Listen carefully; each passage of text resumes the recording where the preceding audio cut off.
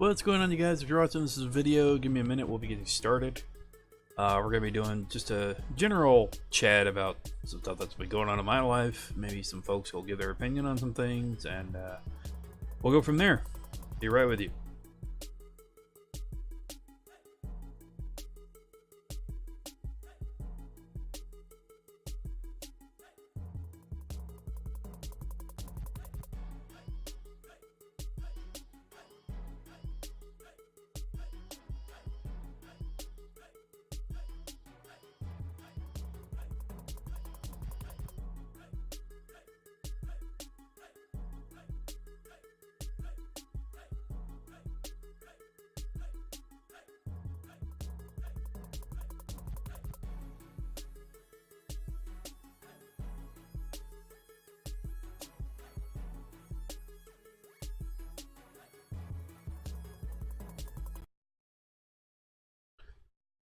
Okay, I was getting a little set up here, but welcome to another vlog.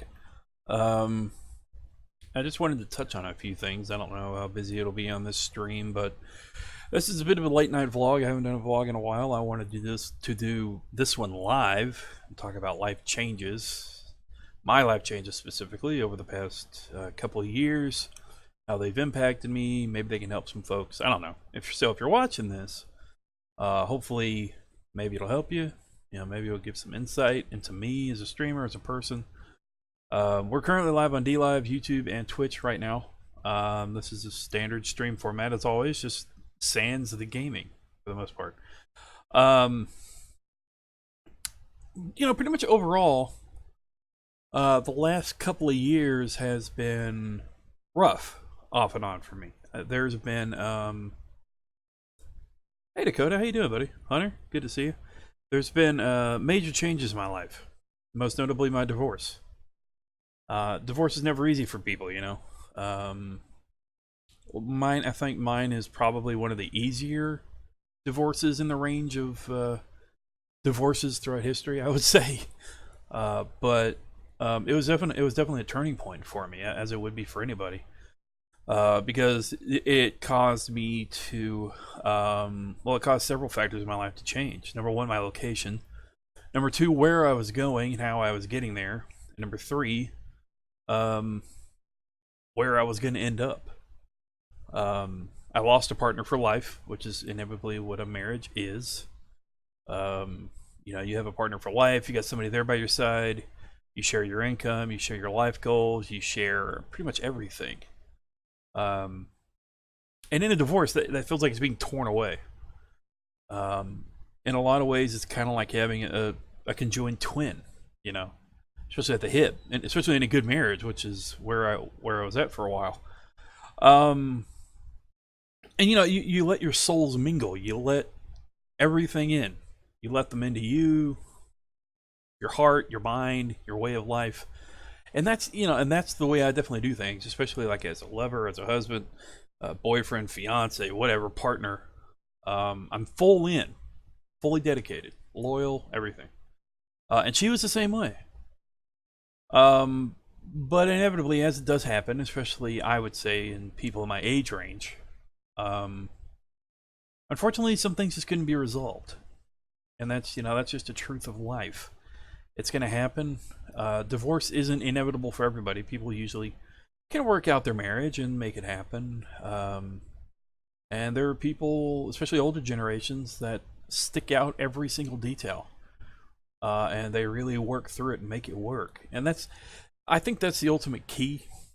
It really does take a lot of strength. And I'm not saying that I was weak or my wife was weak, but it takes a certain type of people to be able to really hold on and hang in there. And those marriages that last for 40, 50, 60 years, which I hope a good part of my generation will be able to experience, will be able to live through and live on, and ultimately have a family, have kids, so on and so forth. I hope the biggest chunk of my generation can do that. And that's one of my biggest hopes. That's one of my biggest one of the things I look forward to watching this generation and the generation after mine grow up is seeing how they're going to change this world, how things are going to move forward, how things are going to change overall, and how much better, in a pretty wide sense, things will become. There's a lot of stuff going around nowadays about how shit's going to be ruined, this generation's doomed, they don't know anything. But the fact is, my generation and the generation after, I was born in 85, so everything after that, at this point in modern history, is one of the most well informed generations ever, thanks to the internet. There's Wikipedia, there's all kinds of learning sites, there's YouTube, independent media. But the thing is what we do with that information and that knowledge is what really matters and counts. And I think that we're going to be okay. There's a lot of fear flying around right now. There's a lot of people in higher power spreading fear. But it's stuff that we haven't lived through before. And I really do think that my generation is pretty well equipped to deal with what's coming. Now, the dinosaurs of old, they still retain power. There are ways that have not worked for a long time that are still being implemented into certain facets of society, but it will inevitably change.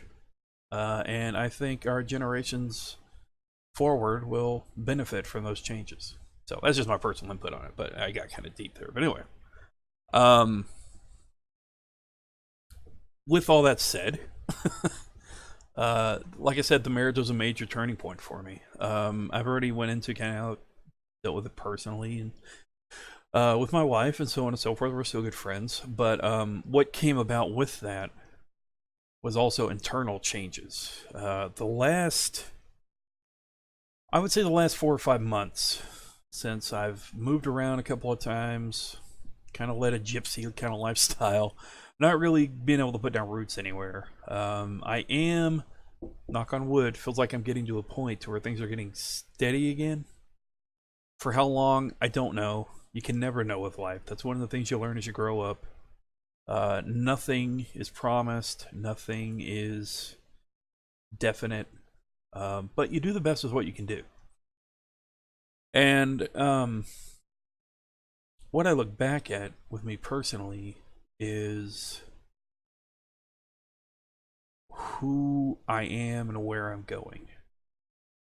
There have been a couple of decisions I've made the last couple of years that were not easy. I've ruminated on these for a long time, many months, very life-changing. One of them being kids. Now, kids nowadays, it can be a bit of a touchy topic for people because you tend to be judged on if you have kids or not. And honestly, it's kind of sad. If somebody can't have kids or chooses not to have kids, they're not a horrible person. I believe that it's their choice. And I'm not getting into the whole abortion thing. I'm not touching on that. I'm talking generally planning to have kids. It's a choice. And one of the decisions I made was because of my personal struggles, because of my mental handicap, if you will, with being diagnosed bipolar, being diagnosed OCD, with situational anxiety. I see a lot of examples of it running in my family, even in folks that are undiagnosed. And I could never, this is just one of the general pillars of my decision to not have kids. I could never be a father that would be off and on medications. I could never do it. And that's what I'm on right now. The medications help me a lot. It doesn't solve every problem, but they help. They help keep me guided a little bit, more stable, for lack of a better term. I don't lash out as much. I'm not overly emotional. at times. I'm not making these rash decisions like I used to. Um, Back before it all, before this awakening and dark period of my life that led to all this, dark awakening, I guess you could say, but that sounds ominous. I didn't. It was normal. It was normalized in my life. I grew up like that. I didn't know any better. I thought it was just a part of who I was. But one thing I learned in the marriage is that when you're in a marriage, your partner tends to be, they see every part of you. They're not a part of your family. They're not somebody that grew up with you. I would say 95% of the time, it's not an individual that grew up with you. This is a person you met. This is a person you made the choice with to get married, live with for the rest of your life. And what I learned is that there were certain things about me that were extreme by certain measures.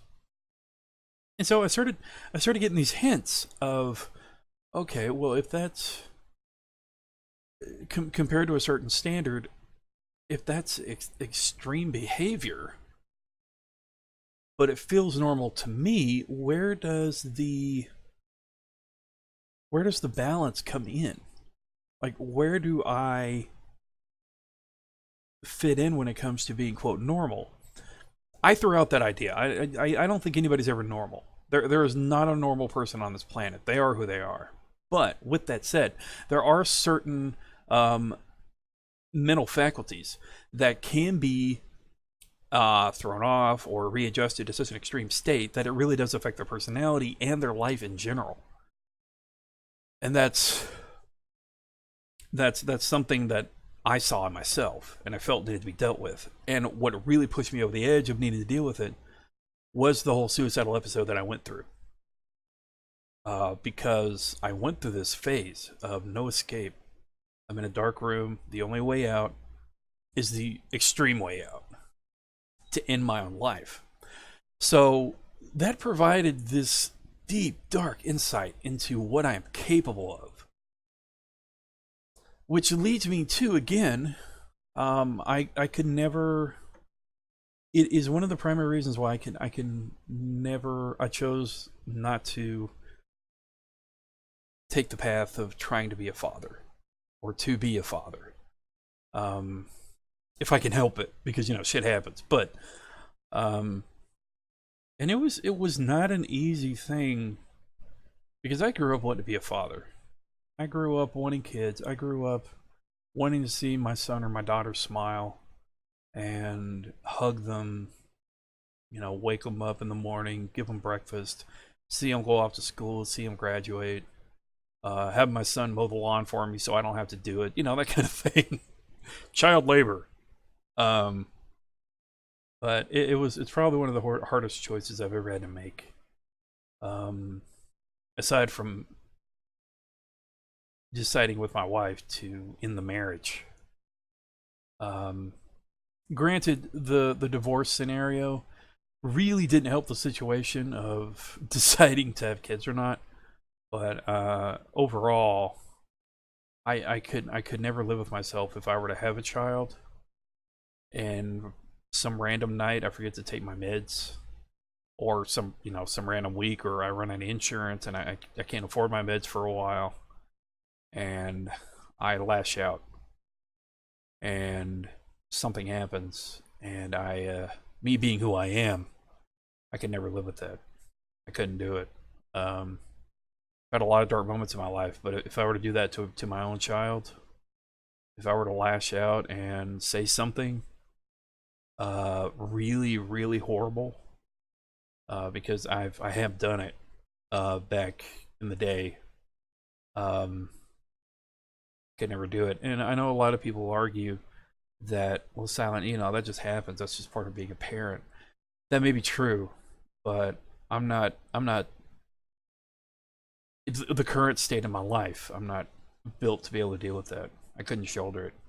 I'm barely. There are times I barely hold on with my own sanity when it comes to my own psyche and my current state of life. So what I have done is I've shifted that kind of that need to be a father. I've shifted it over to my parents. I've shifted it over to wanting to help my parents as they get older, be there for them, because they're going to need me as they get older. They're going to need somebody to help take care of them, help them get around, help them with house chores, help to make sure that their older years are as smooth as possible, because these are the people that gave up their lives for me. They raised me. They gave everything. They worked multiple jobs. They weren't perfect, but not by any means. No parents ever perfect, but I think it's a good shift. Honestly, I didn't know what I was gonna do when I thought about all this, and I was just like, man, I could never do that. And then I thought about my parents, and I was like, well, that's a great substitution, I think. You know, every man wants to have his legacy carried on. And I have you guys, I have the channel for as long as YouTube's going to be around, and this is part of my legacy. I know it's a weird way to look at it. Probably not a lot of streamers would see it that way, but you are having a direct impact on society, on people. Whenever you go live, whenever you put up a video, whenever you post on social media, whenever you encounter people on the internet, I take it very seriously most of the time, and I try not to let my legacy on this world be stupid or dark or depressing, So what's most important to my life changes right now? Taking care of my parents and you guys. That's inevitably where the road has led so far. And I've been doing YouTube now. I started doing YouTube. I'm going on 9 years. I've been doing this, and it's my legacy. It's been a third of my life so far. A third of my life. I'm 34. Okay, well, close to a third of my life. I've been doing this for a third of my age, and it never ceases to amaze me. The people you meet, people you encounter, over the inner tubes, friends you can make. Some people, 99% of people you'll probably never even meet in real life. And the community being built is just fantastic. And again, it's part of my legacy. I take it seriously. I look at it, and I'm proud of it. I've done some dumb shit. I'll admit. I've said things that probably shouldn't be said. I cuss a lot. If there's one thing I could do to make this channel more family friendly, would be to get rid of the innuendo, get rid of the perversion, get rid of the coarse language. Harsh language, I should say. But honestly, if I were to do that, it's not me. My personality, whenever I get on stream, is at full display. It's me on full display. Innuendo. So yeah. Oh, holy crap. Wow, how long have I been I just went into a whole thing there. I'm sorry, you guys. Good to see you, Riolu. Tropes make this a video. It is a video. This is going to be a video. Every stream here on YouTube is a video. That's what I love about it. So I went into this whole thing. Totally forgot about chat, man. I haven't done that in a while. But no, I went into my own thing right there, man. I was just letting it all out. But yeah. So for those that are still watching, that has been my thing. For a while. I feel dumb. But no, like I said, I went into it. It was a purpose for doing this stream, is going into these changes, talking about it, a live vlog, as it were. And so it's really cool. And I'm glad you guys could pop in tonight. It's good to see you. I appreciate every single one of you.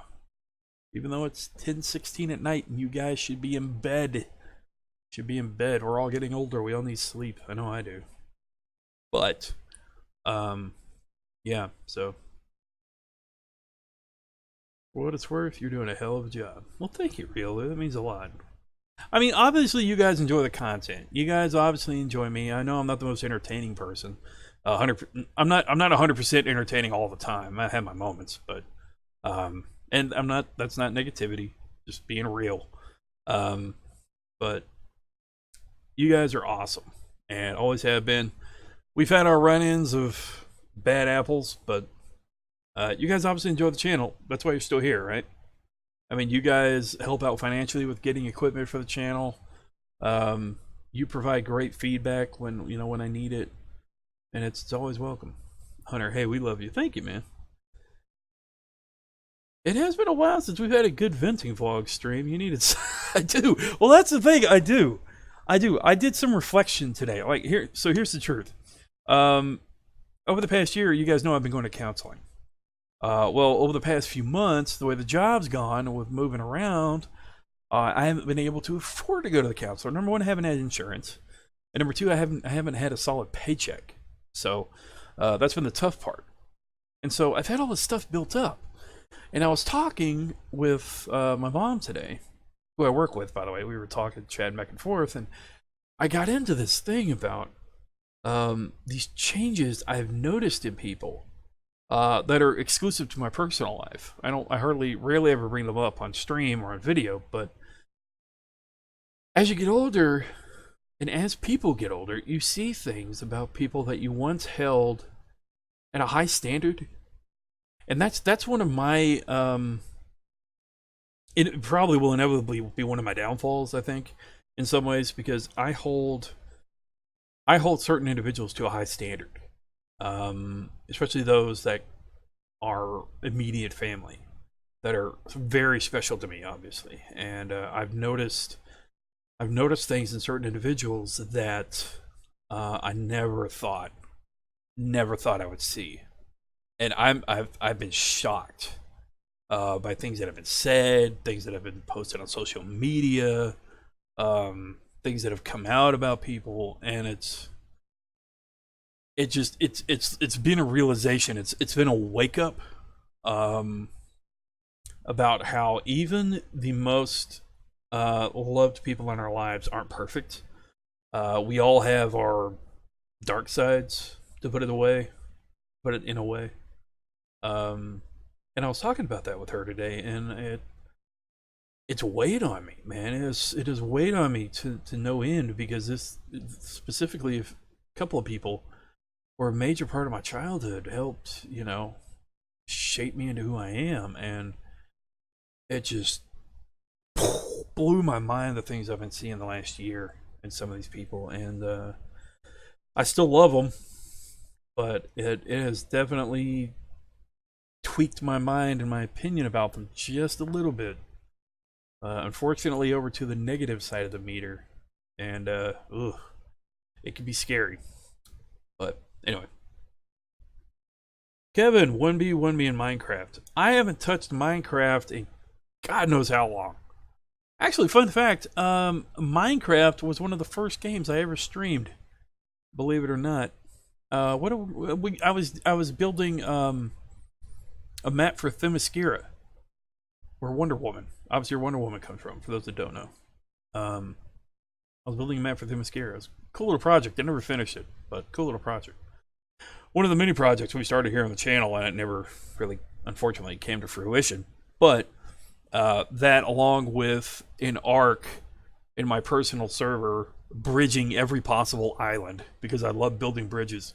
It's a weird little thing about me in construction sims of any type, that I love to build bridges. I guess it could be both philosophical and gamer related. I don't know, but anybody that's seen those streams, I loved connecting certain pieces of land with bridges. I don't know what it is. Maybe along the way in my life, if things had been a different way, I could have been an engineer. But I don't know. It's weird. The 2B2T server is crazy. I don't think I've ever. Wait, I have heard of it. Yeah. I know what you're talking about. It's been a while, but yeah. But yeah. So speaking of Minecraft, my son got the Nicole Bolas. They have a Nicole Bolas skin? That's cool, man. That's fantastic. I mean, there's a lot of skins in Minecraft, though. That it doesn't really surprise me, to be honest. Let me jump to something nerdy real quick, and I think you guys might enjoy this. Life changes. So I don't know if you guys have noticed or if you've found in your own lives, but as a gamer, as a movie fan, as an anime fan, as a TV fan, whatever media, what have you, there are always certain titles or certain series, even books too, that you've loved for a long time, right? Like whenever you watch it, it kind of gives you a sense of an evenness. It's familiar. Sometimes it's too familiar. Like you could be watching it and fall asleep because you know what's going to happen, but it's there for you. It's almost um, therapeutic in a way. There's a couple of animes I've had in my collection for a while that I've recently started rewatching. I haven't watched them in a number of years, but I still have them. And I started watching them last night. I want to share mine with y'all real quick, um, and give you a general idea. I've touched on these before on the channel, but it's been a long time. I want to show you real quick. Can you play Ark again? Possibly, Hunter. Possibly. I know people have been asking that. But you guys know me. I got to enjoy the game in order to play it. And Ark, unfortunately, Ark has been one of those titles. It was just like I put so much time into it, and I just got burnt out. Yeah, Chica's #1 waifu. I'm curious. You guys know what I'm talking about with familiar series and movies, right? That feel therapeutic to you. You love watching them. Every time you watch them, you get a good feeling. You hear it in the background, or it's just so great. I would love to know your favorite series, but I'm going to share mine with you. So, first and foremost, High School of the Dead, full collection on Blu-ray. They only made one season, unfortunately, but a great anime. Very fan service, by the way. Lots of boobs, but very cool zombie series. High School of the Dead's a fantastic anime. Magical Shopping Arcade Abanabashi. Can I get a shot of that?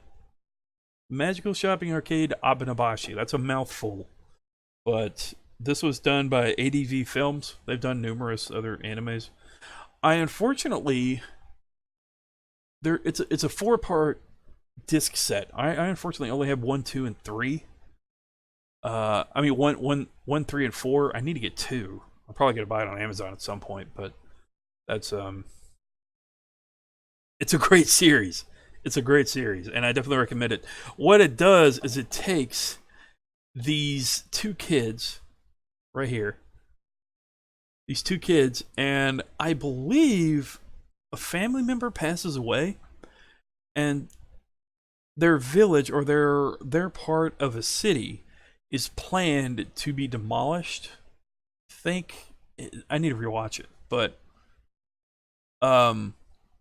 it's the same studio or produced by the same guy that did Neon Genesis Evangelion and FLCL, Studio Gainax. Anyway, it touches on the different genres of gaming and TV shows, including D&D. There's a D&D segment in here, and it's fucking hilarious. Obviously some fan service too. There's cleavage and stuff like that, but it wouldn't be anime without it. But hey, Goku. But anyway, I definitely recommend it. Again, it's Magical Shopping Arcade Abanabashi. Probably one of the least known animes.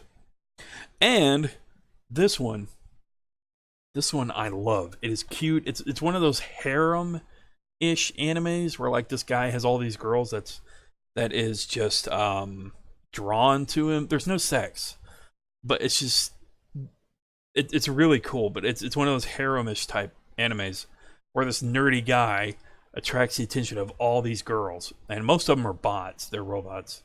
But it's called Handmaid May.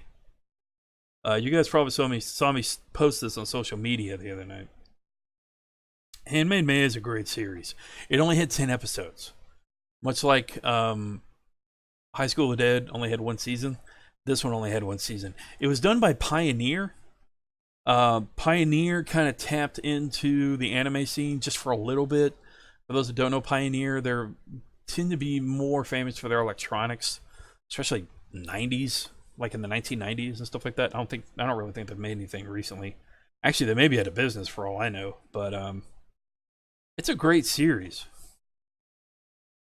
Basically, it's about this little doll that's come to life that comes to help this nerdy guy fulfill his dreams of creating this sentient robot, this handy little robot that's like looks like an octopus called Ikayu, I believe. And along the way, she's a part of a certain company, and he hasn't paid for her, but she got delivered to him. And so for a good chunk of the series, they're trying to acquire their property back, which is her. And all these outlandish situations prevent them from doing it. And all these robot employees they send to take her back to reclaim her, since he hasn't paid for her, which is like $1.5 million yen, by the way. These robots are drawn to him. Like they find reasons not to reclaim her. And it's such a bright spot in the series when you see these situations and you see that she provides such a great light to this kid's life. And this kid is clueless, okay? This guy is clueless. He is just an engineer. He is a nerd. He's this really sweet guy, and he's really nice to her. But it's a great series, and I definitely recommend it. It is hard to find, though. It is hard to find. These discs, when I saw them, this was when I was working at Game Exchange in Tyler, Texas, when I ran that store for 2 years. I saw this come in, and I was like, oh, I gotta have this. And it's in great condition, too. So it was a really great find. You can't find it on Blu-ray. I haven't seen it on digital. I've only seen it on DVD and VHS, sadly. But it came out, I think, in 2000. I think it was 2000. Yeah, 2000, 19 years ago. I was 15. It's crazy. Therapy series. Outlaw Star, Tenchi Muyo, and the Dungeons and Dragons cartoon from the 80s. Nice. No, dang, those sound effects, though, for the Dungeons and Dragons cartoon. That's fantastic. Yeah, good memories. Other series. One that I find myself falling asleep to, because, again, it's very familiar. I've seen pretty much every episode. I don't know the titles of every episode. I'm not that dedicated to it, but Futurama. Futurama is one of those series that I can watch for a bit, and then I can just lull off to sleep. And I find myself, especially in bed, I'll be like laying like this, watching it like you guys are Futurama. I'll be watching it like this and laughing and smiling, and then I'll turn over with it still going, and even a few minutes later, I'm still listening to it and laughing, and then I eventually just fall asleep. Middle of the night, I kind of wake up and turn it off. I tend to watch it mainly on my phone. Either that or what's a Justice League. Either that or Justice League. Justice League tends to be another familiar series because I've seen every episode, both the first and Unlimited. That intro. Every time I hear that intro, there are times it makes me tired because I'm so used to falling asleep to it. So I got 2 10-foot shelves full of manga. See, okay. This is where I lose points, right? As much as I love anime, it's not that I never got into manga, but I never tried to dive into it. I never had the chance, unfortunately. I've read a couple. It's not like I'm totally alien to it, but I'm really kind of jealous of you, Kevin, because of that fact. That's really cool, though. Yeah, I wish there was more manga in my life. But maybe I'll get some input from you guys. Maybe send me an email or something, or a Twitter DM or leave a comment here on this video or on this stream for some recommended manga. Digital manga would be great. That way because I don't have the money to go out and buy any right now. So if you know of like a link to any digital copies, feel free. I'm not endorsing pirating. Don't share any pirated links, but even if it's a service like an online digital manga service you can sign up for, I'd be open to that. Hey Temper, speaking of old timers, what's going on, dude? Temper 3, man. This guy's been with me longer than Riolu, and that's saying something. Kevin, I know you've been here a while. Hunter's been here a while as well. Goku too, but Temper, Temper here was like one of the. I think Temper was here within the first 200 subscribers, give or take.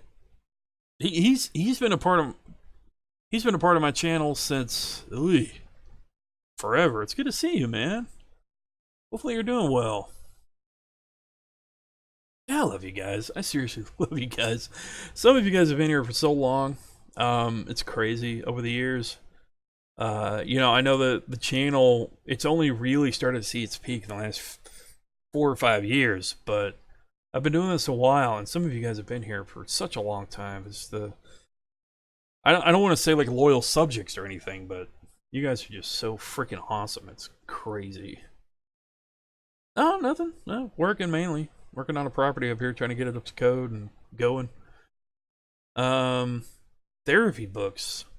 Dragons of Autumn, Twilight by Weiss and Hickman, Deadpool Kills the Marvel Universe, and Final Crisis. I don't really think I have any. Yeah, well, okay. I own the actual books, but it's been a while since I've fallen asleep reading a book. But I have fell asleep to audiobooks. Notable audiobooks that are therapeutic for me: Ready Player One, Abraham Lincoln Vampire Hunter, The Count of Monte Cristo. And if you have never read The Count of Monte Cristo, and you love a good vengeance story of somebody that is wrongfully done, I highly recommend The Count of Monte Cristo. The Count of Monte Cristo has been such a forefather to so many stories. So many stories, including influences on Batman, by the way. That's noted. Such a great tale. If you have the patience, read the unabridged version of The Count of Monte Cristo. Okay? Classic. Just so good. It's written by Alexander Dumas. It looks like his last name looks like dumbass, and that's actually mentioned in Shawshank Redemption, another great movie. But Alexander Dumas, this guy that's just out of slavery, just wrote the book, and I think he was just out of slavery. I think the author was I think he was an ex-slave. I could be wrong on that note. Don't quote me, but yeah. Hey, Dabs. Yeah, first 150 subs. Yeah, yes, sir, you were. Mr. Temper, first 150 subs. I remember playing with you in Overwatch last year. Yeah, we need to start doing that more often. I know I need to get more engaged with you guys when it comes to multiplayer games. I've been a little disengaged lately. Well, let's be honest, last year or so, right? And that's another negative facet of the recent life changes. And I'm trying to get better at it. I really am. And I've, in a lot of ways, I've been in this cocoon. I've kept these constants in my life, and the variables tend to go all over the place. But, what was that? Hey, Timber, thank you for the $1 donation. That's cool, man.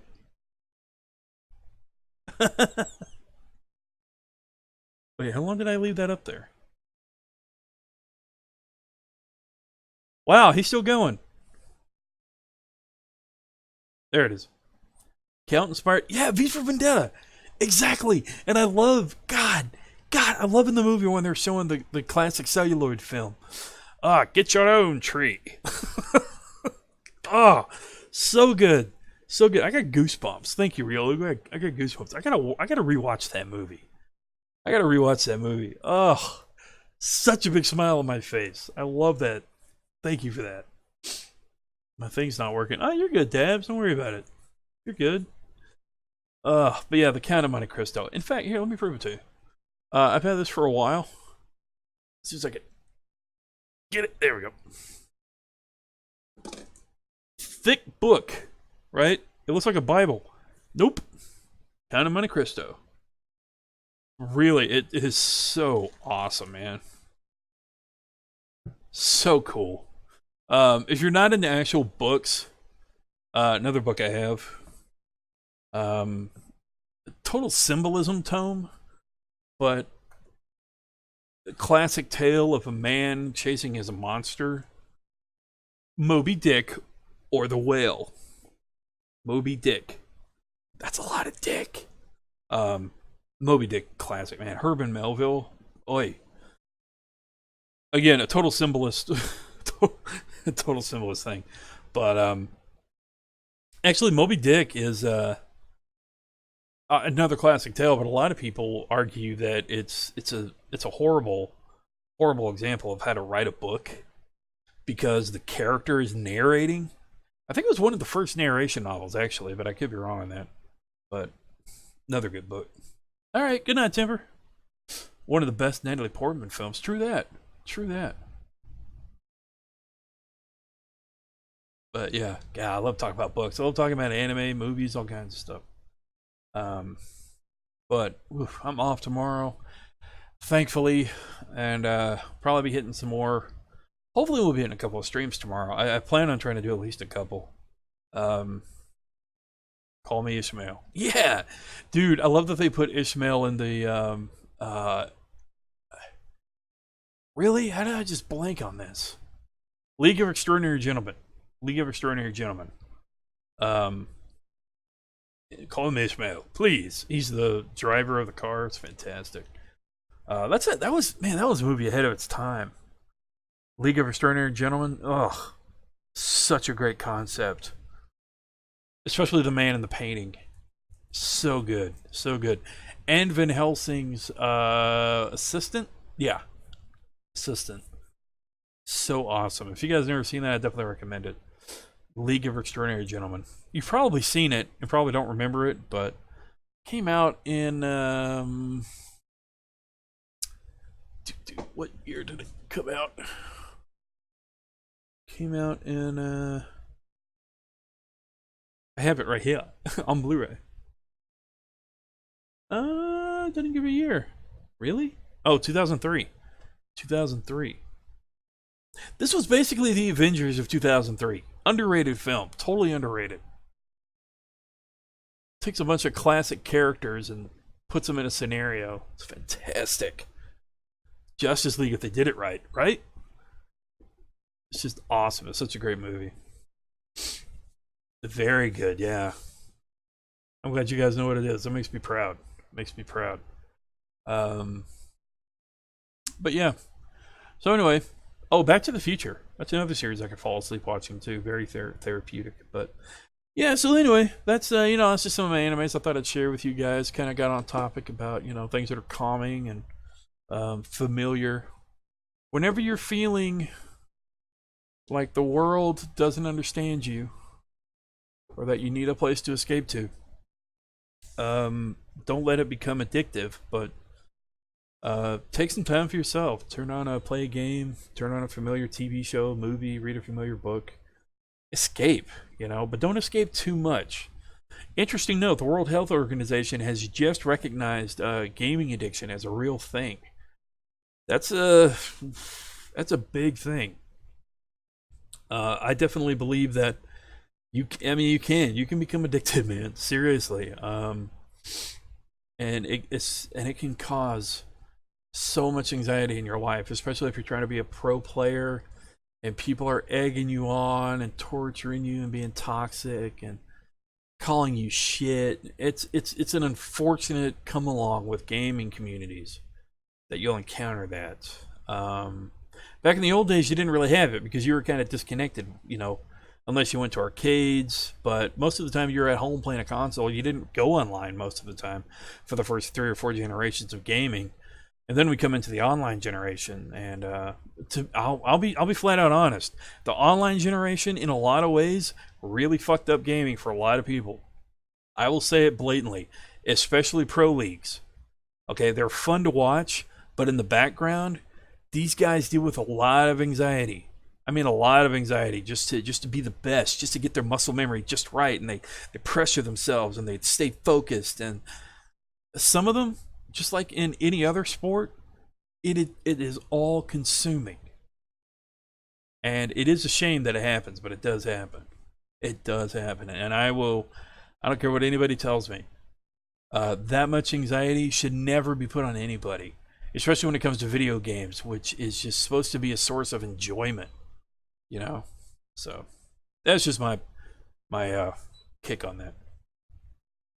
I was 13 when that movie came out. Oh, really? Oh, that's right. I forgot how old you are, Goku. Did you watch Endgame? I did watch Endgame. Yeah, yeah, yeah. Hey, Kid Cyborg. I'm sorry I missed you, buddy. I've been going on to these small rants during this late night vlog. Um, but yeah, and no, Endgame was really good. I've seen it twice. No, 3 times. 2.5 technically, but yeah. Friday this weekend, I'm gonna go see Detective Pikachu again. I'm also gonna see Hellboy because I'm finally getting a big paycheck to do some overtime, so it's gonna be nice. I gotta pay my car payment and all that, but after that, I gotta redo some services, including my Hulu. I'm gonna go ahead and pay up GameFly for 6 months. I've got to redo my Spotify. I've got to reinvest in PlayStation Plus. I've also got to redo Xbox Live. DC Universe. These are the necessaries in my life. Maybe Netflix. I don't know. Maybe Netflix. We'll see. Pro leaguers need to be the first diagnosed with that gaming addiction. Twice here. Yeah. That's the thing. I mean, it's throughout the teenage years, man, especially Final Fantasy. Holy shit. I clocked thousands of hours in 7, 8, and 9. And 10 was right around when my dating life kind of started kicking in. So to speak. I actually lost. Is that right? No. Or was it? No, it wasn't. Final Fantasy 12. Combining the eras of my life with installments in Final Fantasy. Right around the time Final Fantasy 12 came out is when I lost my virginity. And things just, it's a weird way to look at my life, but when you're invested in a series, especially one that's continued like Final Fantasy and Kingdom Hearts, I think Kingdom Hearts 2, I think, had just come out. Is that right? That doesn't feel right. But anyway, I remember because I got Final Fantasy 12 on PlayStation 2.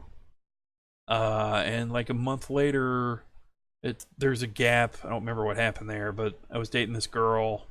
Broke up with another girl to date this girl because I knew what was going to happen. I knew that this girl she didn't say no. And I just wanted to get my virginity over with, to be honest, which was a stupid move on my part because I lost a great girl doing that. But I've moved on. But yeah, it was. So that's, it's one of those eras that match up to. That's how you know you're a gaming nerd.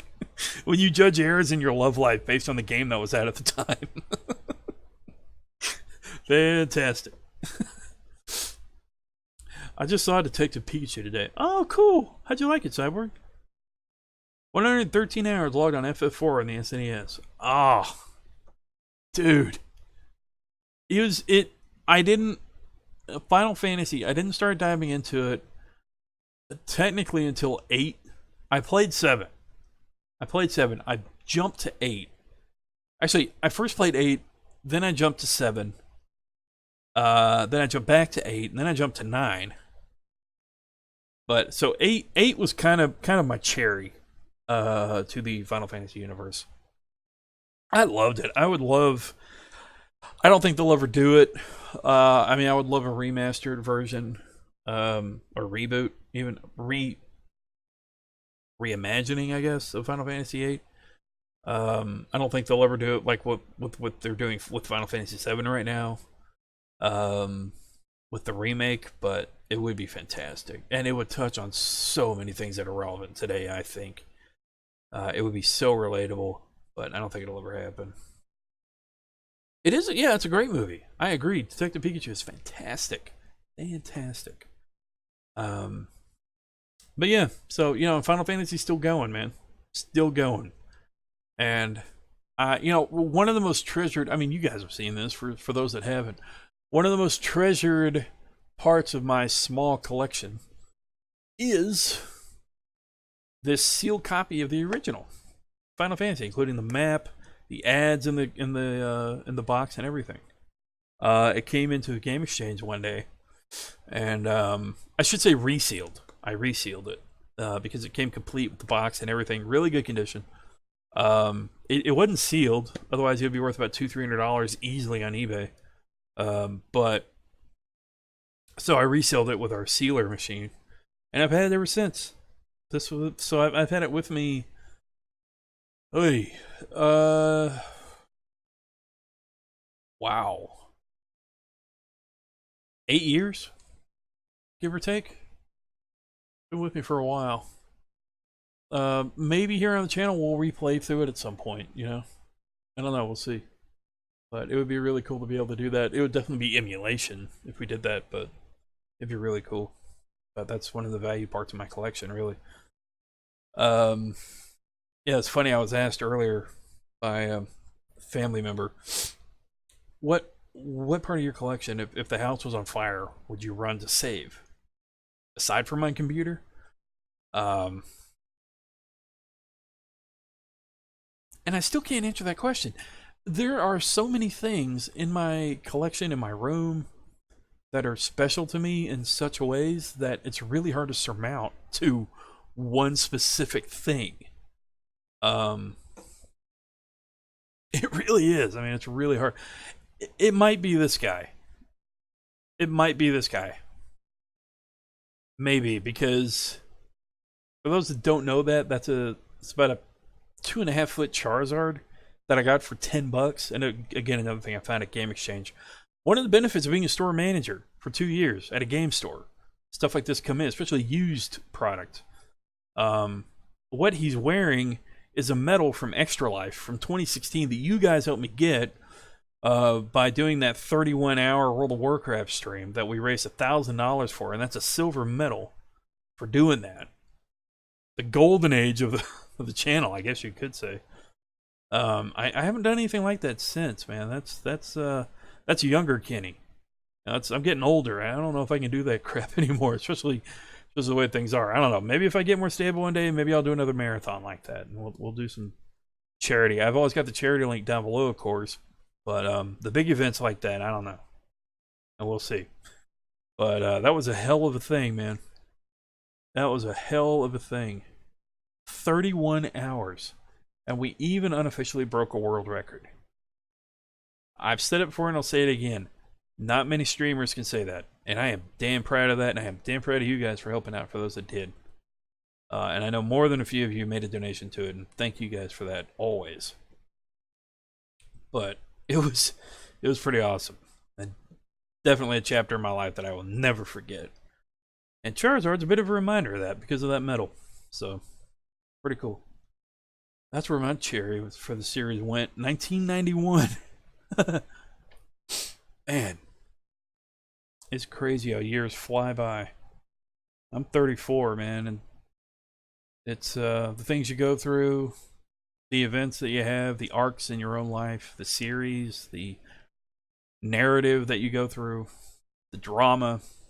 It's crazy. Life is such a jumbled series of moments from a personal directive, really. I mean, if you want to get philosophical about it, time is a man-made contraption that's used to judge our own length of life and to really kind of put pressure on us to live the most out of it. You want to put it that way, but in another light,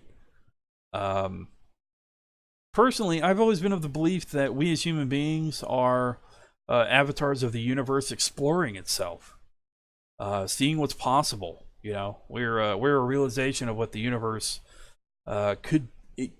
can be and is at its epitome, in an intelligent state, and not just some random chaos that just happens to form planets and stars and all kinds of stuff. I mean, we are cosmic dust. If when you look at it from a scientific standpoint. I used to be really religious. I'm not really entirely religious anymore. I still have faith in certain things, but for the most part, my brain operates off a scientific basis, and it is crazy the odds of us being here when you think about it, and just how we're just these combined molecules. And we, by some happenstance, we as the universe figured out a way to give ourselves an avatar and do the worst things possible to the planet, as well as some of the best things ever for the planet. We are this combination of a yin and yang when it comes to a foregoable, intelligent design, and here we are. You know, it's crazy. It's totally crazy when you think about it. And I know that gets a little deep and a little thought provoking, but damn it, that is the cake of life to me. It's thinking about this stuff and what it means, what it could mean, where we go, how do we get there, so on and so forth. We as human beings, we love to bicker. We are drawn to bickering. We're drawn to drama. We're drawn to thinking that each one of us is our own special person. The world revolves around us inherently. Most of us, we tend to be very selfish as human beings, especially as a collective of human beings. And we have such an ego on us at times that we don't look at the bigger picture and how we're affecting it, which is really sad, but it's unfortunately just a part of who we are. And I think inevitably will eventually lead to our downfall, even if not, within my generation, hundreds of generations from now, will eventually lead us to a state of, if even a majority of our species being coming to an end at some point.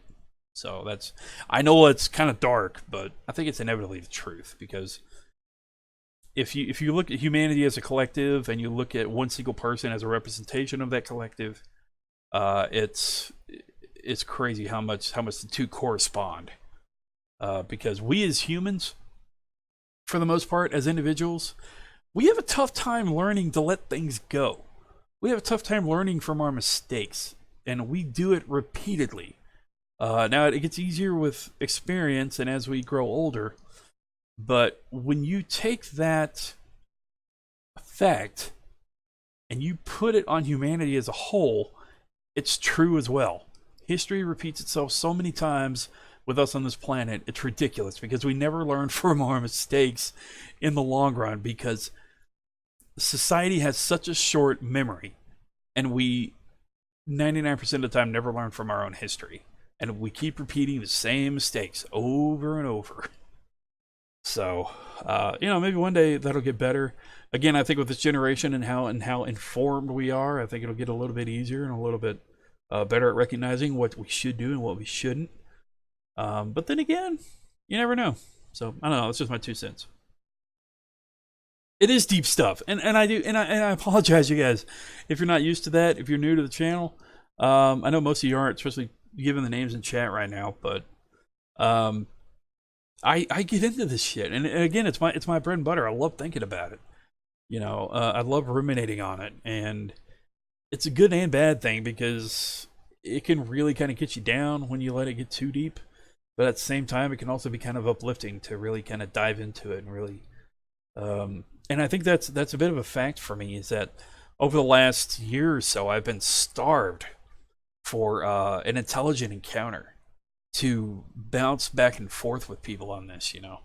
That's what I love. I love a philosophical debate, and I have for a while, even in high school. And I blame video games for that, because video games can be so profound, especially with the Final Fantasy series, and it can get so deep. Anime too, movies.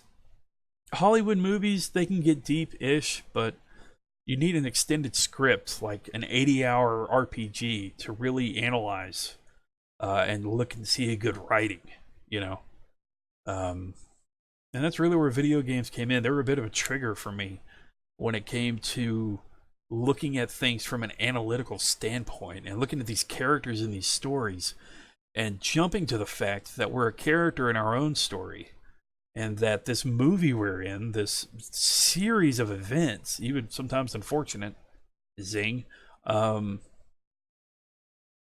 our own character, we're our own narrator, our own director, our own producer, and how our story ends really depends on the events and the choices that are made in our lives and from those that come before us. It's crazy to think about, but it's true. because all these stories are written by humans, so therefore they're relatable to humans, and they're broken into these sections just like our own life. The years are each chapter in our life, and it's crazy, man. It's crazy. Looking back on it all, I've lived through 6 presidencies, 3 unification of Germany, Tiananmen Square, 8 winter games, 8 summer games, 5 generations of gaming systems, etc. Yeah, that sounds about right. I mean, I've lived through presidencies. I've lived through... Wow, I was born in 85. 6? No, more than that. 34, 4 years. I guess I'm about right out there with you, Riolu. I think I'm right at about 7 or 8. Yeah, that sounds about right. Series of unfortunate events. Yeah, that's by the way, that's a great Netflix series. If you guys haven't seen it, Neil Patrick Harris as Count Olaf. When I first started watching it, I didn't really think he would do a decent job. I mean, it was Neil Patrick Harris. I thought he would do a good job, but Jim Carrey as Count Olaf in the movie was. I mean, it's Jim Carrey. It's hard to touch that character, really. But Pat Harris's Olaf was dark. I mean, dark. It, like, obviously the movie was meant to be a comedy-ish, but the Netflix series, boy, they really did the book justice. I think did great, man. I did commit mid Reagan, didn't I? Reagan. Boy, that's something to talk about. But anyway, I'm not going to get into all that. That's one thing I've stayed away from over the years, if I can help it, is politics and religion.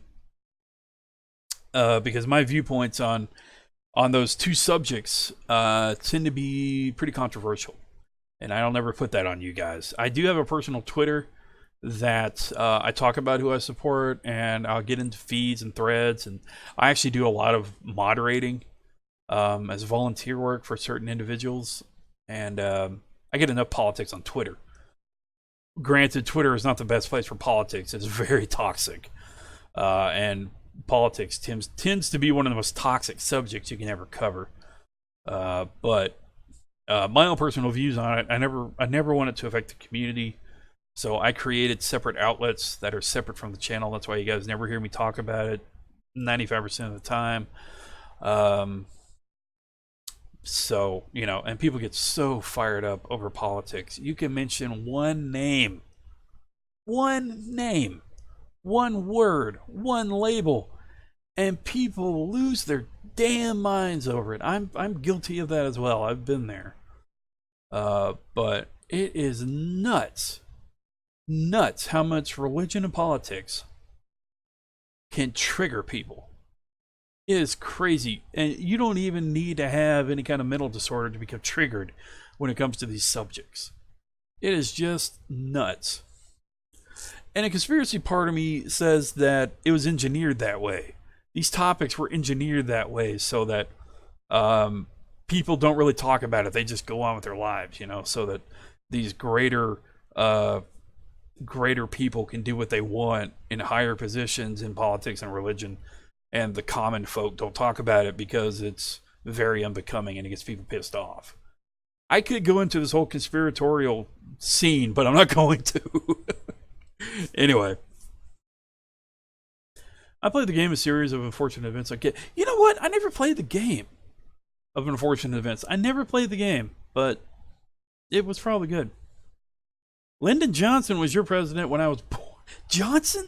What's going on, Treadhead? Treadhead Pete. Cool, man. Good to see you. Lyndon Johnson. LBJ. I can't say I remember much about him.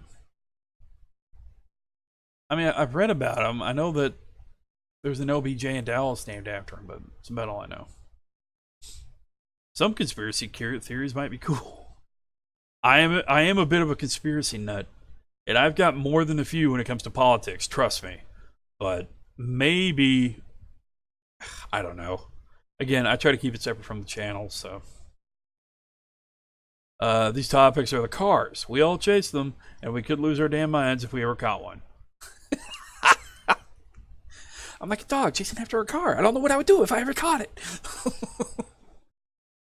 I love it. I love it. Politics. Oh, I'm gonna hide now. No, no, no. You're good. You're good. Um, but yeah, I play the safe bet as a streamer in the community. I stay away from it. That's why even when certain keywords are banned here in chat, and don't go testing the waters for what's banned and what's not. But I've banned certain names.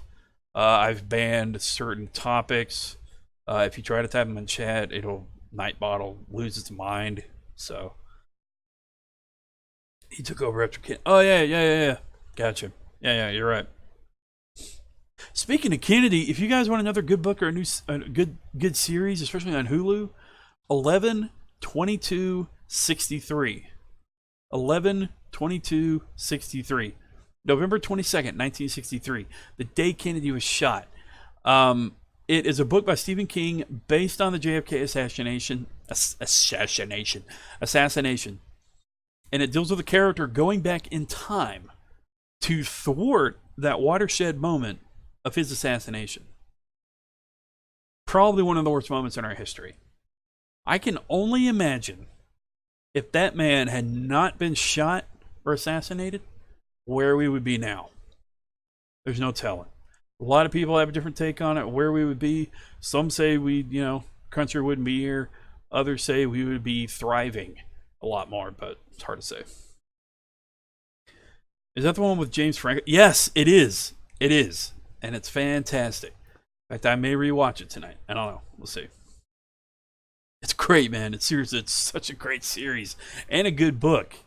It's a really good book. It's as good as the series was, the book is even better. So I definitely recommend it. And you guys hear me talk about these books? I love audiobooks. I was mentioning that earlier. I fall asleep listening to audiobooks. So the Kennedy thing, yeah, you want to talk about conspiracy theories? That is a very deep rabbit hole. That thing is being analyzed more than a Zapruder film. If you don't know what I'm talking about with the Zapruder film, look it up. It's a total thing. But yeah, I mean, like the moon landing, Kennedy's assassination, Lincoln's assassination, the Civil War, all kinds of stuff. People, that is one thing about humanity, is that a majority of us suffer from these need to know, and then we take these facts and turn them around and say, oh, but then that happened, so if this happened, that must have happened. And that person was over here on this date at that exact point, so he must be involved, It's crazy. Rabbit hole is one I refuse to touch. Too many areas out there, the CIA and FBI. How do you think I feel as a streamer talking about this stuff? Because again, I told you, a conspiratorial mind always a play. Well, not always a play, but when I get in that mood, damn, I love a good conspiracy theory. Planes putting stuff in the air. Oh yeah. Cloud farming or cloud ranching, something like that. Anyway, I mean, look, we're human beings. We're capable of so many things. I wouldn't doubt that there is some grand, maybe a table of 7 very powerful individuals overseeing the direction of humanity, not due to every single detail, but just by a general guidance, either for the worsening of us or for the better of us, what have you. I wouldn't doubt that through the ages that's happened. In fact, technically it's true, because you look at world leaders. They have a vast impact on our everyday, maybe not our everyday lives, but our lives in general. They can take the direction of the planet one way if they're in agreement. They can take the direction of a planet another way if they're not in agreement. Or if this one wild card comes along and breaks away from everybody else and starts making enemies of people that used to be allies, so on and so forth. It's crazy the things that humanity are capable of. Personally, I believe in time travel. I believe in the occult. I believe in ghosts. I believe, anything's possible. So, it's nuts. All you need to connect nuts is a pencil. Doesn't mean you're making the right connections. Very true. And every conspiracy theory is a matter of perspective. Because you can look at it one way and you can present facts, but people are going to see it one way whether they want to or not, and that's just a fact of our society People will hear what they want to hear and they'll see what they want to see, you know. And very few and far in between is it that we as a whole see the facts for what they are and not what we want them to be. We don't twist them. So, you know. And that's the dangerous thing about politics, too, is people can twist things a lot of ways. Half-truths, misinformation, fake news, that whole thing. It's a dangerous game, politics, and it has an impact on everybody. So you know you got a lot of people that I wouldn't say 99% of them are even human, for lack of a better word. But there have been some very very shady choices over the years, and it's a shame because so many good things could be done with the power given to people. So many good things. But you know, where do you draw the line between being patriotic and, you know, having mandatory patriotism, which eventually turns into fascism, and, you know, or between tribalism and having pride in your country? It's, you know, it's crazy. And that's essentially what we are as a whole, man. I mean, this entire planet is nothing but a tribal turf. And that's just how we evolved, you know? And so you take that prime core of humanity, that tribal instinct, and you draw lines on the map.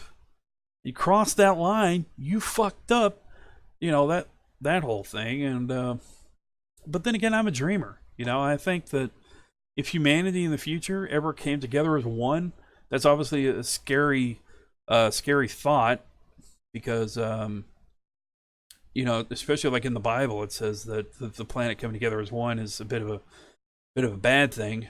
But I think, you know, if you take away from that and you look at what could be accomplished if humanity came together as one giant tribe, dude, we could do things never even dreamed of. But I don't think it'll ever happen, because unfortunately we are a very tribal society, and it'll take thousands of years for that to happen. So, but again, that's just my take on it. All right, see you later, Pete. Thanks for hanging out, buddy. All right, anyway, we got into a lot of deep stuff. Damn lizard folk infiltrating our political system via the tunnels under the White House. You mean the tunnels that JFK used to, you know, get Marilyn Monroe in? Those are real. I am sure those are real. And Nicolas Cage helped prove that. God, National Treasure is such a great movie. Very B movie, but great movie. I loved it. Disney finally, they did a great action movie without actually showing any blood or real violence. It was amazing how they pulled that off. It's crazy. That is a text. Not sure who from, but anyway. All right, well, you guys, listen. Thank you guys for hanging out. This has been an extended vlog. We covered a few things. We covered my life changes, how it impacts. We covered that at the very beginning. I'm glad we got that out of the way. I've been wanting to talk about that for a while. You guys have been fantastic over the years. I can't thank you enough. These chats are great. I'm going to try to do these more often. They're really helping me. They're very therapeutic. I've said that throughout the years. These vlogs are therapeutic in a lot of ways. They've helped me turn from an introvert into more of an extrovert. I've been living the past year or two. I've been slowly turning to a lifestyle of being more open and more forthright with certain things. I've said a few things to some people over the past few weeks that I've been wanting to say for a while. Not necessarily bad things, but things that I've harbored. And I've let people know what's been inside of me. Been pretty deep discussions, but yeah, it's done me a lot of good. And I think it's helped me open up more and relate more to my circumstances. And being very real, more real about things, like I was in the past. And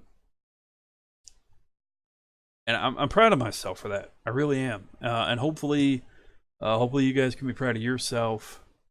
Live the life you want to live, and do the things you want to do. You know, do it your way, as long as it doesn't hurt people. You know, don't become a serial killer. Don't say, "Oh, Silent told me to be a serial killer." That's not what I'm saying. I'm saying, you know, live your life to the fullest. Do it the way you want to do it. Be open, be honest. But definitely recognize that humanity is full of people. It's full of different ideas. It's full of different beliefs. It's full of different things, and everybody's going to be who they are. And it helps to see that light and to remember that and to remain open-minded. Don't you know, don't shut yourself off just because of different ideas. Different ideas are not scary. They're just ideas. And different actions can be scary, but be open if you can do that. If you can't do that, that's fine too. But I find that being open-minded and being accepting of whatever possible has helped me over the years, and maybe it'll help you. I don't know. Look, I don't know. All I can say is put these words into this camera, look directly into the lens, and say I love you guys. I do what I can for you. I try to inspire. I share my thoughts, my feelings. Maybe you can find some inspiration in them. Maybe you can find some comfort. Maybe they piss you off. I'm not sure. But I love and respect you as human beings. And I can't thank you guys enough. Even if you never watch, even if you give up on me totally, which has happened over the years, as a streamer. I don't mean as a human being. I don't mean that negative. But people are going to come and go from the community. People are going to come and go from your life, from my life. And it really comes down to you. It comes down to your life choices, your life changes that come with those choices. And just keep going, you know, keep fighting, stay strong, all those other platitudes. And I mean it every time I say it, that you are awesome. And to never let the world say otherwise. So, just to wrap up, what do we got in chat? Good talk. Thank you, Goku. Matt, what's going on, buddy? Good to see you. Yep, the sex tunnels exist. Thank you, Hunter. You told me to do it. Cyborg, don't be killing people, man. Hey, Graph. Hello, looking at small channels to grow my own gamer, streamer, but I'm also going to be doing other stuff like airsoft games and stuff like that. Cool, man. Well, Graph, I wish you luck with it. Just a couple of words of advice I've given everybody over the years, as long as I've been doing this. Don't look at your numbers. Don't worry about your numbers. Don't worry about whatever. Do your thing. Do it because you want to do it. Don't look at your numbers because you will inevitably burn out. If you look at the numbers, if you look at your subscriber base, once your community starts growing, recognize them as people. Don't recognize them as a revenue source, which is the downfall of a lot of streamers. They get greedy. And inevitably, the human part of the viewership becomes a monetary part. And that is a very bad thing. And, you know, again, recognize your community for what it is, a collection of people with feelings, and try to respect them as much as you can. It's going to be hard sometimes. You're going to have trolls. You're going to have people talking shit left and right, especially on gaming streams. It happens. But don't let them get to you. Block them. Do whatever. They're going to get a reaction out of you sometimes. A rise. I'm guilty of it. But don't let them get to you. You know, stay strong. Keep at it. It takes time to build. Most of the time. But love it because you do it. That would be my best advice for you. Hey, Bulldog. How you doing, buddy? Guess I missed most of the stream. I'll catch up if you post this. Yeah, it's going to be posted. This will be a video. That's the genius of YouTube. And again, just another tip for other streamers, especially on YouTube. Twitch, it does it too, but only for a limited time. But one of the things I love about YouTube, and it's why I started on YouTube, and eventually moved to Twitch and DLive and Mixer and Streamcraft and the others over the years. YouTube, every stream is a video. Every stream is a video. That is the approach I take with it. That's why when you guys come in to the stream and there's like nobody watching and you still find me talking like there's somebody here, somebody's going to watch it eventually. So engage the stream as it's a video. That's something I do. And then I say hi to people along the way, get them into the discussion, and go from there. Because again, every stream is a video, even if it's unabridged.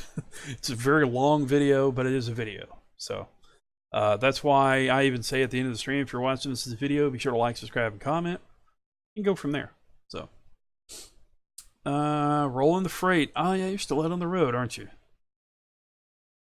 I do it because I love video games and other things I love, so I try and give back to those I love by doing it for them. I've been doing this for about 2 years, but I don't care about the numbers. See, and that's what counts. That's what counts. And that, if you could take that to the core of things and keep at it, there, you are going to have times where you burn out. You're going to have nights where you don't want to do it. You don't want to stream. Take a mental health night. Take a mental break. Make it again, I'm a hobby variety streamer. I played so many games on this channel over the years. Variety of games. I also do certain series. I mean, back in the day, I did a lot of vlogs. I did this series where I played a character going through casting spells and opening portals as myself, and it was on like a 3 or 4 video series, but it was fun.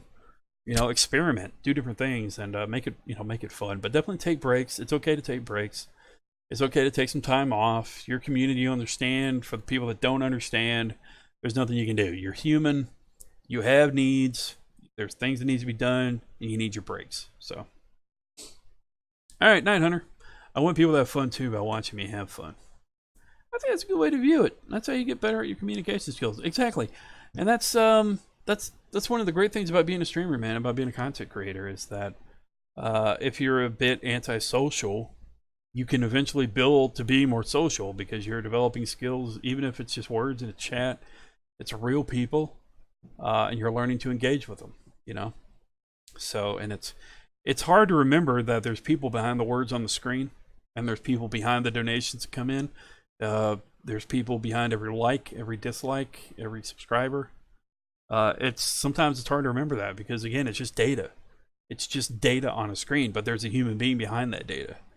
And unfortunately, a lot of streamers forget that.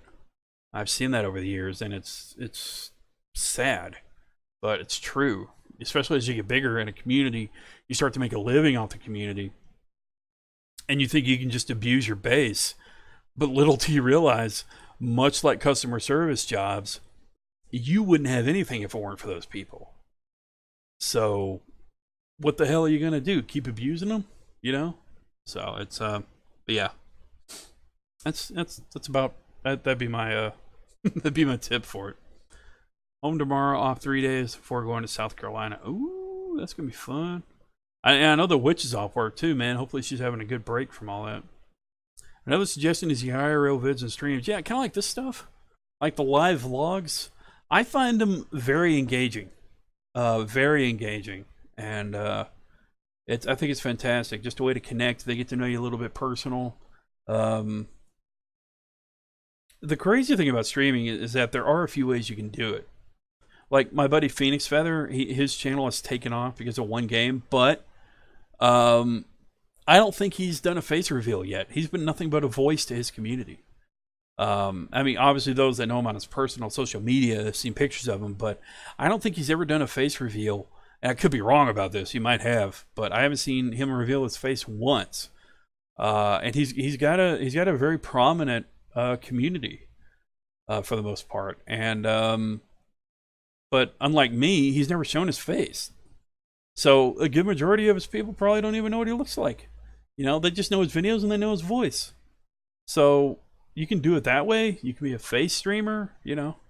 You can do all kinds of stuff. So it's great. I've always gotten the sense that streaming and YouTube is therapeutic. Well, how this makes you feel. It does. It does. It really does. What I really need help with is categorizing my videos into playlist. Borderlands 2 to my haunted location streams. Yes, I've got one. Oh, that's cool. That's very cool, though, man. Haunted locations? I've been wanting to do a video like that for a while. I haven't been able to because of work. But, yeah, so I do that here on my channel. For those that haven't recognized that feature of the channel. Every series we play through, there's a playlist. Every series I've done in the past, there's a playlist. And I've made it general, and then I've broken it up. Recent streams, completed games. I've put them in linear order for when the games came out. And so, yeah, The playlist feature is another great feature of YouTube. And if you go to playlists, especially like here on my channel, it's all done. And I've got it like that on the front page as well. But yeah, categorizing, I just go by title. But you can also break it down further. You know, you could do action games. You could do, you know, just what have you, beat games, completed games, games currently being worked on, so on and so forth. So only 100K. Oh, so he hasn't done a face reveal yet. He's only doing it for 100,000 viewers. Good to know. I've done both. My iris have a man, and my PC stuff is voice only until I get a cam. Yeah, true.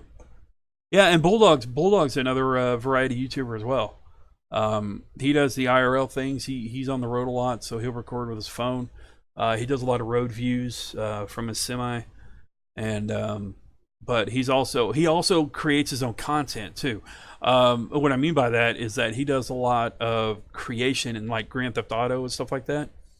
I've never really done anything like that. Like I'm associated with a lot of content creators that do that. They create their own content in games, especially like skins and vehicles and stuff like that.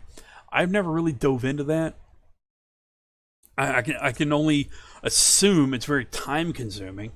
It's probably why I haven't dove into it. But you know, that's another series you could do. Created stuff you've created in games. So there's a lot of ways to break it down. I went to a graveyard out in my town. Spooky stuff. If you have time, go watch through it. Yeah, sure, definitely. I love stuff like that, man. I love it. I've also got different playlists that are recommended viewing. So I haven't updated those a whole lot lately, but it's definitely recommended viewing, including Nuke's top 5, top 5s, death battles, epic rap battles, just my personal favorites. You know, stuff like that. So it's another thing you can do is just kind of share your interests with your community. So, Talent, are you going to be trying to set up some Borderlands 3 play sessions with viewers? I think that'd be. I am, and I will tell you why. Because I need to show love to my Xbox. And we're going to be doing Borderlands 3 on Xbox. Now, for those that know, I will say this will not be without hesitation, because Borderlands is a first-person shooter. Xbox is a console. Duh. But for those that know, I suck. And there are times I abhor first-person shooters on console. Unless there's a mouse and keyboard involved. Now, there's a chance that I could probably hook up a mouse and keyboard to the Xbox. Maybe get it to work with Borderlands. I know it works with some games. I know it doesn't work with Overwatch, unfortunately. But if I could set that up, oh boy, I would be in paradise. And I would engage with you guys on such a level, it would be great. But yeah, Borderlands 3 will be coming soon. We just got to get through these other games first. Because we're going to go through the story, and then we'll be doing multiplayer too. So, but it will be on Xbox. It's very therapeutic for me to do then paint textures on GTA 5 and ATS. And yes, it is time consuming. Yeah, again, and that's I think that's another reason why I haven't gotten into it. It's just because it's so time consuming, man. Because you gotta create the graphics, and then you gotta bake, quote unquote. You gotta bake them. It takes a lot of processing power. But yeah, still though, you can build a really pretty solid following showing off your own creations. So it's pretty cool. It's pretty cool, and I've always envied that about you guys that can do that. I'll be honest, I tried to do that with Ark. I tried to create dinos. I tried creating and baking them. Just this mishmash of like different body parts and stuff, but I couldn't do it. It was too demanding on my computer at the time. And since I'm out of Ark now, since I'm burned out on it, I really haven't tried it again. And I never really even talked about it because I only tried it for like a couple of days and I was not successful. So I guess I set up mouse and keyboard, and I think it does work in Borderlands. Oh, cool. Well, no judgment. Borderlands is just a super chill game to play. It is. No, and it's really fun. It's really fun. I never got to finish the first one, but I did like it while I played it. You play on PS4 for Borderlands 1, 2, and TPS? I do console and PC. I do. I don't have Borderlands for PlayStation. I have Borderlands for PC. I am primarily a PC gamer, but I'm also a PlayStation fanboy. Xbox I have, and I've grown to appreciate Xbox, especially for the community, because if it weren't for the community, most notably a viewer named Chewbacca, then I have an Xbox One. So that was back when Injustice 2 was a big rung here on the channel, and we were really connected as a community on that. But unfortunately, as games do, it kind of faded away. But that was the main reason I got an Xbox, was to connect with the community. The community helped me, and it's become a staple. So yeah, there's PS4. I've been doing the most recent console we've done here on the channel is Switch. Again, the community helped me get a Switch. So yeah, it's been fantastic. Keep me posted on Borderlands. I'll be down for some Saturday bang bang. Yeah, cool. Yeah, definitely. And I'm glad you guys are showing interest in it too. I need to play it. I need to play the Borderlands series. The only reason I'm hesitant to do it, I have found myself being hesitant with potentially multiplayer games because of Mortal Kombat. I know this sounds weird to those that don't know what the hell I'm talking about, but multiplayer games here on the channel and setting up multiplayer nights has presented problems in the community. And Mortal Kombat was no stranger to this. Injustice 2, we had a little bit of it, but Mortal Kombat, there was a lot of drama that thankfully I was able to stop before it became a real problem. But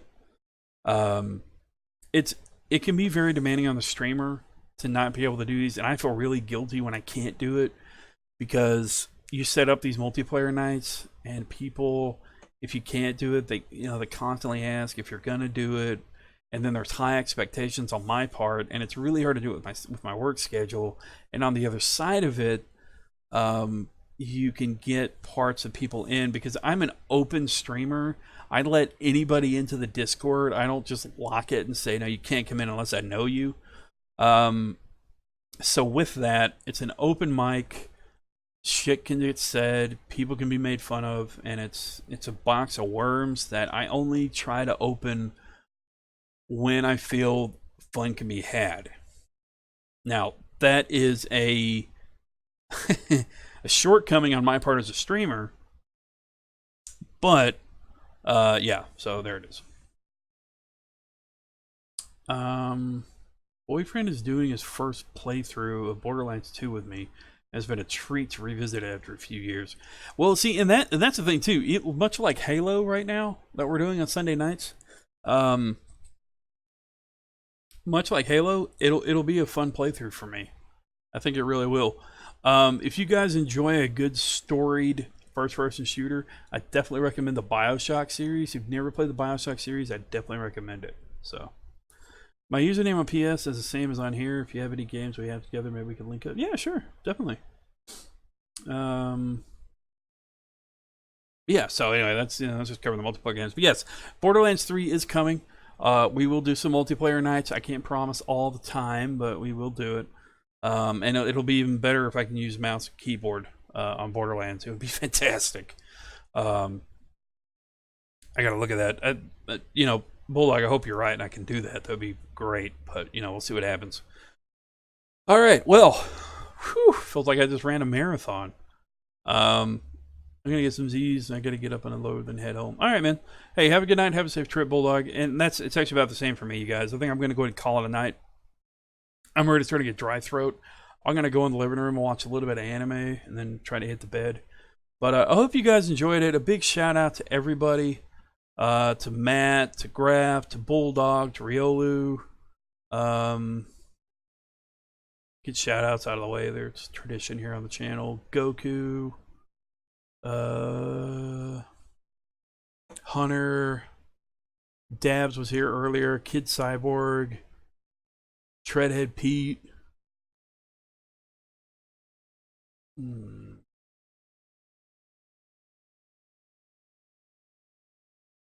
That's all I got in chat. So I'm sorry if I missed you guys, but overall, I hope you enjoyed it. If you're watching this as a video, covered this earlier, be sure to like, subscribe, comment. We've also been live on Twitch and DLive, both at SilentFan85. I'm very consistent with my social media, so you can always find me on pretty much everything with that name. And again, I hope you guys enjoyed it. And I hope you have a great day tomorrow. We'll be back with a streaming something tomorrow. I'm not sure, probably more Days Gone. And go from there. And obviously, upcoming games, we're almost done with Red Dead Redemption. We're going to be hitting a Plague Tale. We'll be hitting more Halo. We'll be hitting Legend of Zelda at some point. Probably after we're done with Halo or a Plague Tale, depending. And we're also continuing through Days Gone as well. That story, it's a great story. That's kind of random right now. But, yeah. So, anyway, hope you guys enjoyed it. Remember, you're awesome. Never let the world tell you otherwise. And I appreciate every freaking one of you, and I love you. And I wish the best for you. All right, I will talk to you soon. And until then, salute. Peace.